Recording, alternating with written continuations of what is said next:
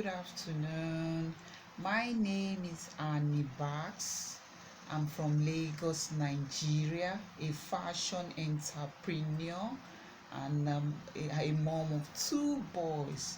I say thank you, all my subscribers, beautiful subscribers all over the world. I hope you're doing well and you're staying safe. And if you're new to my channel, my name is Annie Bax, a fashion entrepreneur living in Lagos, Nigeria, a part of West Africa. I say hello to you, and I hope after watching my video you will become one of my subscribers and you join your friends and family to subscribe. Today I'm going to be talking about sexual abuse, sexual assault, in our society, looking at it from the angle of, what in our environment, sexual assault, be it rape, be it you were molested, any form of sexual assault. I know, and I want to, bring to our notice, I was going through a statistics, especially in Lagos, and I saw that, in the space of 2 months, 91 people have been raped. Can you imagine? Those are actually the ones that reported, and I'm sure we have much more number of people more than that. And in those record aside, that's actually for rape. Other forms of molestation, violence were up to, like, within the space of 1 year, 4,000 plus. Those that have been reported on record. And I went through, I was watching some videos during the week. You find out that even those women that you could see that are celebrities or CEOs, somehow, no matter how small, a small child, the story these days in Nigeria is people molesting their fathers, molesting their children, you know neighbors molesting another neighbor's child, children. It's so bad that as young as a 2 year old can be molested. It's so pathetic and so bizarre. So if you have been a victim one way or the other like me, I ask you, see, don't blame yourself. You are not to blame. What you're wearing is not the cause of it. The way you look is not the cause of it. Your curve is not the cause of it. That person is sick. They have disease in their veins, in their spines, that they need to be checked. And in whichever family that they are, they need to be reported, and they need to pay for their crime, because it's actually a crime. Fine, we can say the pedophiles are sick until they accept that they are sick. In as much as they've not accepted that they are sick, people around them that have found them and noticed such traces in them, be bold enough and be find courage today to report them to the nearest. If their family member, they need to be reported. If you are associated with them or to them in one way or the other, they need to be taken to the psychiatric hospital for their mental health to be trained. They do not need to be around humans at all. So the thing is not only the way you are dressed. Even babies in diapers are being raped, are being molested. So that brings me, if you have been a victim any way or the other, stop blaming yourself. Go away from that blaming, the blame game. Stop playing the blame game on you. Fine, it has happened. You need to pick up yourself and move on and run the race of life. I know grace will come for you. God will uphold you to find your way. And healing, you need to talk to somebody. You need to pour out your heart to somebody. First and foremost, you need to pour out your heart to God to find healing. to find comfort, because sometimes the people you are telling also might not be an help, they might not be a helping solution, they might be complicating issues.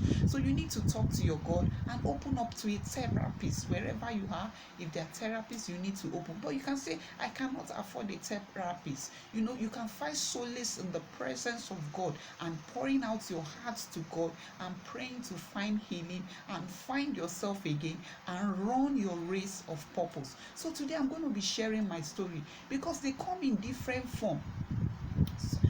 Sometimes it happens in the open, so it is not about you, it is about them.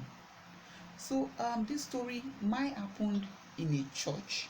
Yes, in a church, open public church, in a church. I come from a Christian background, in an Orthodox Christian background.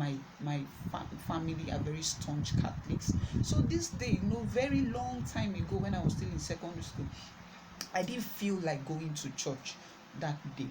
And I come from a family whereby you can't say you are not going to church. But I think that day I just felt I didn't feel like going to church. Other people have prepared. I was not prepared because I had made up my mind that I wasn't going to church that day. So by the time everybody were ready, dressed up and all that, I was not dressed up, and our dad just asked me, you uncle, why, what are you doing? Are you not going to? And I said no. Now said no, if I'm not going to church, I'm not going to stay in his house. Person that is going to lock his door. I had to just wash, without even bathing. I took the available clothes, to tie the scarf around my head. So I wasn't looking so well dressed, makeup package or whatever. I was tying scarf, so I wasn't even drawing attention to myself at all. So I went to church because I wasn't in the mood of going to church on that day, and I didn't have the desire to go inside, the church auditorium. And if you're a Catholic, if you know a Catholic church, especially the central one, the big ones, they always have these big open doors. And in front of this big open door, there's usually a box designated for offering just beside the pillar facing the altar of the church. So I just chose that I wasn't going to go in with other people. I decided to just stand, because people stand at that point. Even when the inside the church is filled up, people stand by there, they can still hear and see everything that is happening. So I stood by that offering box, leaning towards the wall, that I was comfortable there. I was going to hear the word, the sermon for that day and all that. And at a point, crowds will gather where people are not allowed to go into the church. So a crowd will gather, waiting till the next point where they open up the avenue for people to go in and find seats inside the church. So crowd has gathered around the boxes, and in front of the hall there I was standing. All of a sudden, behind me, I just noticed something running through my butt, as in feeling a sensation. And I first felt maybe people were, there were a lot of crowds, so maybe people will be bumping towards me and all that. I just readjusted myself, stood by the wall, by the box again, leaning on the box, stood by the pillar again. I now noticed it again by my butt. I just turned and I saw a man. His trousers were down, his penis was out, rubbing against my butt. The first, I wasn't even thinking, I just turned and I gave him a slap. Bah, bah, 1, 2. People turned and was wondering what happened.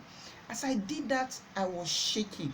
And I was shaking. I was now pointing to him, that see what he's doing, see what. So one or two elderly men now took me to the side, and I was saying, as they were taking me, when they had already opened, allowed people to walk in, I just saw the guy following people going to. I was now screaming to the man, see, they shouldn't allow him into the church so that he doesn't go and molest another girl. They said, don't worry, he said he came to church, he needs to get healed, let him go, and took me aside. So where does the society come in this place? And where does patriarchy belief come in? Why the elderly man took me aside? He now started in form of, let's say, advising me that next time I shouldn't react that way. I was angry because I couldn't reply him, because he was an elderly man and I'm being respectful, that I should not have slapped him. So what should I have done? I should just have smiled. I shouldn't react that way. That sometimes things like that happen in life. I should learn a proper way of reacting to situations and that. And I know he's a man. What if he's at? I said I didn't care. I said didn't you hear what I said? He said he knows, he understands and all that. That at least I shouldn't have reacted that way.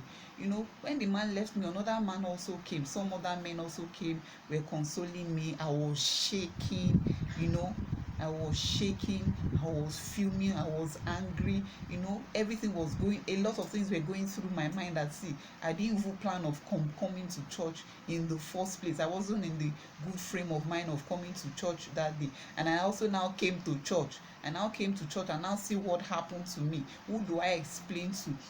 And my parents are that kind of strict ones. They are not kind of parents where you go telling such stories to. Their first response will be, hey, why were you even standing there in the first place? Why were you not inside the church?